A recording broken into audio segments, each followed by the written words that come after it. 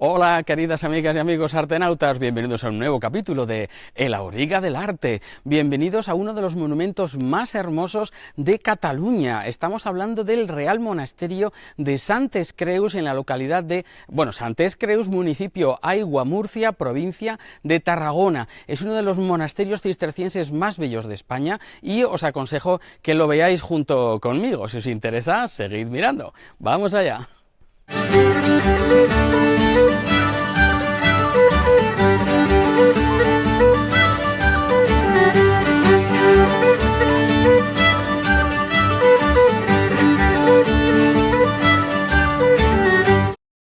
El Real Monasterio de Santa María de Santes Creus es una fundación cisterciense. Recordemos que la Orden del Cister fue fundada en Francia con San Bernardo de Claraval, y en la península ibérica ya se habían creado algunas otras fundaciones de esta orden, por ejemplo el Monasterio de Oseira en Galicia o el de Fitero en Navarra. Pero y aquí, contemporáneamente a este, más o menos por la misma época, se creó otro monasterio que ya hemos visto en este canal. Se trata del Monasterio de Santa María de Poblet, que además no está lejos de aquí, está también en provincia de Tarragona, aquí en Cataluña. Pues bien, a mediados del siglo XII, y reinando, bajo el mandato de Ramón Berenguer IV, conde de Barcelona, se donaron tierras. La familia Moncada, que era una familia noble de por aquí, donó tierras primero en la zona cercana a Barcelona, porque ellos querían que fuese para su enterramiento. Aquello no les convenció a los monjes porque no había agua suficiente, estaba muy cerca de la ciudad. Total que se trasladaron a esta zona que estaba mucho más alejada del mundanal ruido, más en un entorno natural, con más agua para la agricultura, así que aquí se creó este monasterio. La historia del monasterio de Santes Creus no difiere mucho de la de tantos otros monasterios y abadías en la península ibérica. Tuvo una época, como digo, de esplendor al principio. Hemos dicho que se fundó en época de Ramón Berenguer IV a mediados del siglo XII, y en el siglo XIII tuvo un crecimiento exponencial tremendo. Los abades de este monasterio eran auténticos señores feudales, algunos, como Bernardo Calvó, si no recuerdo mal, llegaron a ser consejeros del rey, concretamente de Jaime I el Conquistador. Lo acompañó en las conquistas de Mallorca y de Valencia. Algunos tenían cargos políticos importantes en la Generalitat, llegando a ser presidentes de estas, y hubo muchísimas donaciones, riqueza, todo esto. Pero luego siempre llega la época de la decadencia, a partir del siglo XIV con la peste negra, y sobre todo a partir del siglo XIX con primero la Guerra de la Independencia y después con las desamortizaciones de Mendizábal. Pues esto cayó en el olvido, los monjes tuvieron que abandonarlo. Concretamente este monasterio ahora ya ni siquiera tiene monjes, pero en el siglo XX pues fue restaurado, rescatado del olvido, y hoy día pues es un bien de interés cultural y uno de los monumentos, como decía, más espectaculares del arte medieval en España. Aquí tenemos la entrada al primer recinto, la parte más exterior, presidida por esta sencilla capilla o iglesia de la Asunción, que sea del siglo XVIII, y aquí tenemos la llamada Puerta de la Asunción, como veis, de estilo barroco, con esa especie de frontón partido, con ese arco mixtilíneo por ahí, flanqueado por dos columnas toscanas, y con una hornacina donde aparece pues una escultura representando la Asunción.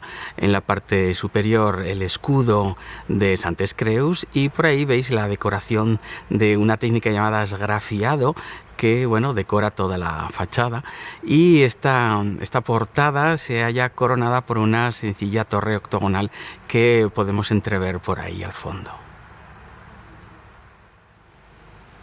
Si atravesamos esta Puerta de la Asunción, también conocida como Arco Real, accedemos a una gran plaza rectangular que tenemos aquí ya frente a nosotros, con una serie de dependencias también decoradas con esgrafiados, como veis, que son ya del siglo XVIII estas decoraciones. Al fondo ya se aprecia una entrada, una parte más monumental que describiremos después, y esta plaza eran dependencias monacales de los monjes jubilados, y ahora son parte de la población de Santes Creus. Y aquí nos encontramos ya frente a la fachada principal de la iglesia del monasterio, que tiene un aspecto, como veis, muy fortificado, cual si se tratase de un castillo o fortaleza. Está presidida esta fachada por un impresionante ventanal, que espero podamos ver después desde el interior, un ventanal gótico, como veis, con tracería y rematado en arco apuntado, con varias arquivoltas, mientras que la entrada, lo que es la puerta, tiene todavía el estilo románico propio del siglo XII, como veis, con esta serie de arquivoltas en arco de medio punto y luego otros arquillos apuntados a derecha e izquierda. Es una portada sencillísima que, bueno, entra dentro de la línea de la pureza estilística y ornamental del arte cisterciense. Y si nos desplazamos ligeramente de la iglesia, siguiendo este sistema de almenado que veis por aquí, que recuerda, como decía, a un castillo, encontramos otra puerta, esta un poquito más rica, rematada por un arco apuntado, y que de nuevo es una portada románica en realidad, con sus arcos de medio punto, sus arquivoltas, alguna pequeña decoración posterior por ahí escultórica, pero muy sencilla, el escudo de la corona de Aragón por ahí, otros diferentes escudos, pero bueno, esta puerta, llamada Puerta Real, es la que daría acceso al claustro, que es ese espacio cuadrangular que organiza todas las dependencias del monasterio, como veremos a continuación. Bien, pues ya hemos accedido al claustro del monasterio, este espacio cuadrangular en torno al cual se disponen todas las dependencias del monasterio, y bueno, fijaos qué belleza, qué elegancia. Está cubierto con bóveda de crucería, como podéis ver, y hacia el jardín dan estos ventanales con bellísimas tracerías góticas. Las tracerías son estos diseños casi siempre geométricos, con trilóbulos, cuadrilóbulos, ya veremos después, también llamados trifolios o cuadrifolios, y apoyando en estas finísimas columnas cuyos capiteles tienen decoración vegetal, pero también hay otras con formas animales o humanas.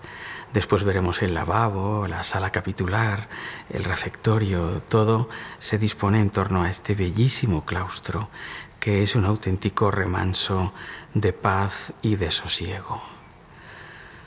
Ay, cómo me gustan estos lugares. Tenéis que venir y vivirlo por vosotros mismos. Este es el exterior, el claustro que da al jardín. Ahí podemos ver algunas gárgolas, otras decoraciones en los capiteles. Por aquí está el lavatorio o lavabo, que ahora veremos. Y por aquí encontramos una torre de la iglesia y el cimborrio, que es esa torre octogonal que se suele colocar sobre el crucero, el punto central de la iglesia, rematado por una cupulita que ya es posterior. Se me antoja barroca esto que tenemos como remate, pero el cimborrio en sí mismo, con esos ventanales en arco apuntado, pues son por supuesto de estilo gótico clásico. Próximo a la actual entrada al claustro, y tras estos arcos y columnas con finísima decoración y otras columnas con capiteles mucho más sencillos, accedemos al hermosísimo templete del lavabo, que es un espacio octogonal, casi siempre cerca del refectorio, en el que los monjes pues se lavaban y purificaban antes de comer y también antes de orar. Es muy parecido a las abluciones de los musulmanes. En el centro de este templete, pues el lavabo mismo, la fuente, cuyos chorros de agua pues transmiten una sensación de paz y de relajación sin igual.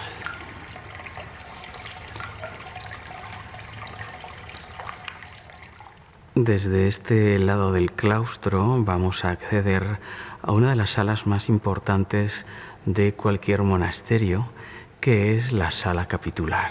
Vamos a entrar. La sala capitular es el lugar donde se reúnen los monjes una vez por semana para leer un capítulo de su regla y para tratar los temas organizativos del monasterio. Por aquí estarían los bancos donde se sentaban y en el pavimento algunos sepulcros de abades. Todo el conjunto se soporta con 4 columnas, con unos capiteles muy sencillos que sujetan, a su vez, soportan 9 bóvedas de crucería. Todo dentro de esta simplicidad y austeridad propias del arte cisterciense.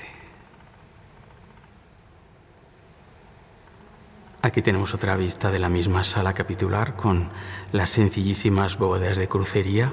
A mí me gustan los contraluces, así que siempre me gusta ver desde el interior hacia el exterior. Fijaos qué belleza, qué hermosura dentro de la simplicidad el interior de la sala capitular y las ventanas dobles que dan hacia el claustro, que es la zona más iluminada. Qué belleza, qué pureza y qué armonía, señores. Fascinante. Sobre la sala capitular y el locutorio encontramos este grandísimo espacio, muy amplio y diáfano, que no es otra cosa que el dormitorio comunitario del monasterio. Está cubierto, como puede verse, por una techumbre a 2 aguas, soportada por estos grandes arcos apuntados que apoyan en una serie de ménsulas con capiteles con decoración vegetal. Es decir, que no acaban en columnas, sino que apoyan directamente sobre el muro, algo tradicional en la arquitectura cisterciense. Al principio, la regla monástica del Cister decía que los monjes debían dormir en este tipo de salas comunes, incluso con el abad, sin ningún tipo de distinción de clase, pero apuntaban como curiosidad, como regla también, que entre cada 2 monjes jóvenes debía dormir un monje anciano para evitar tentaciones de cualquier tipo. Eran sencillos jergones de paja sobre el suelo y los monjes dormían vestidos para levantarse con presteza a las primeras oraciones en cuanto fuera necesario. Luego, más adelante, ya durmieron en celdas muy sencillas también, donde tenían una mesa, una silla, un armario o algo así, pero este es el dormitorio, digamos, común de los primeros tiempos. Es un espacio, como veis, muy elegante, muy sobrio, pero finísimo y muy, en fin, que a mí me gusta mucho. Y por fin nos encontramos en el interior de la iglesia del monasterio, una iglesia sencillísima de 3 naves cubiertas con bóveda de crucería, como podéis ver, entre arcos fajones muy gruesos. Y estos arcos fajones apoyan en una especie de pilastras muy anchas que no llegan hasta el suelo, sino que apoyan en estas ménsulas, algo propio de la arquitectura cisterciense. Pero aquí es todavía más recio, más sólido, más austero, si cabe, que en otros monasterios que hemos podido visitar.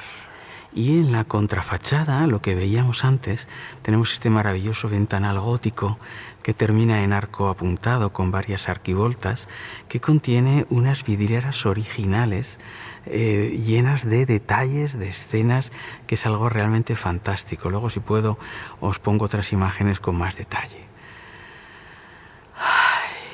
De verdad que hay pocas cosas tan serenas, relajantes, apacibles y fascinantes como el interior de una iglesia cisterciense. Al menos es lo que yo creo. Espero que podáis disfrutarlo vosotros también. Bajo esta bóveda del crucero y muy cerca de uno de los brazos del transepto de la iglesia encontramos algo realmente insólito y espectacular. Se trata de 2 sepulcros reales de reyes de Aragón. Este monasterio de Santes Creus fue concebido en un principio para ser panteón real, pero en el siglo XIV el rey Pedro IV el Ceremonioso decidió que esa función sería desempeñada por el cercano monasterio de Poblet, donde también hay unos sepulcros bellísimos. Así pues, dejó de ser panteón real, pero dos de los reyes de Aragón están aquí enterrados. Aquí estamos viendo ahora mismo el templete bellísimo que es la tumba del rey Pedro III el Grande, el hijo de Jaime I el Conquistador.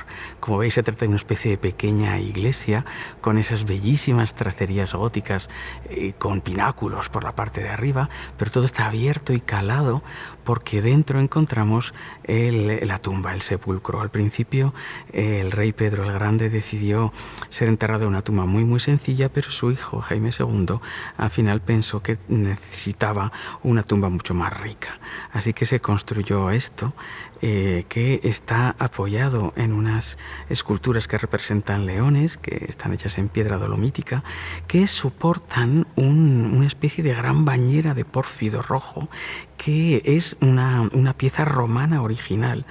El pórfido es una especie de mármol con el que se solían enterrar los grandes emperadores, y esta idea parece ser que la tomaron de los emperadores de la familia Hohenzollern, que eran emperadores del Sacro Imperio Romano Germánico y reyes de Sicilia. Y de ahí tomaron la idea. Sobre como digo, esta especie de gran bañera de pórfido encontramos el sepulcro ya hecho en época gótica, bellísimo también, como podéis ver, con estas esculturas en pequeño tamaño bajo esos gabletes y pináculos, todo ello policromado y dorado sobre la piedra, así como también los capiteles de las columnas del templete, con finísimas láminas de oro que le dan un aspecto de grandísima riqueza. Es algo realmente maravilloso y precioso. Os aconsejo que vengáis a ver esto porque es realmente increíble. Y al otro lado encontramos el segundo sepulcro, que tiene una estructura muy similar, como veis, también con grandes tracerías góticas caladas, con pináculos y florones y decoración vegetal, incluso una especie de gárgolas por ahí, son ángeles y animales. Y aquí aparece pues el sepulcro del hijo del anterior, que es el rey Jaime II el Justo. Fue el quien decidió hacer estas tumbas más ricas. Por aquí tenemos su efigie, que está, bueno, en este caso fijaos que en lugar de ese elemento romano que veíamos antes, encontramos otro finísimo trabajo escultórico y arquitectónico a la vez, porque fijaos que recuerda muchísimo a las tracerías del claustro que hemos visto antes, pero en miniatura.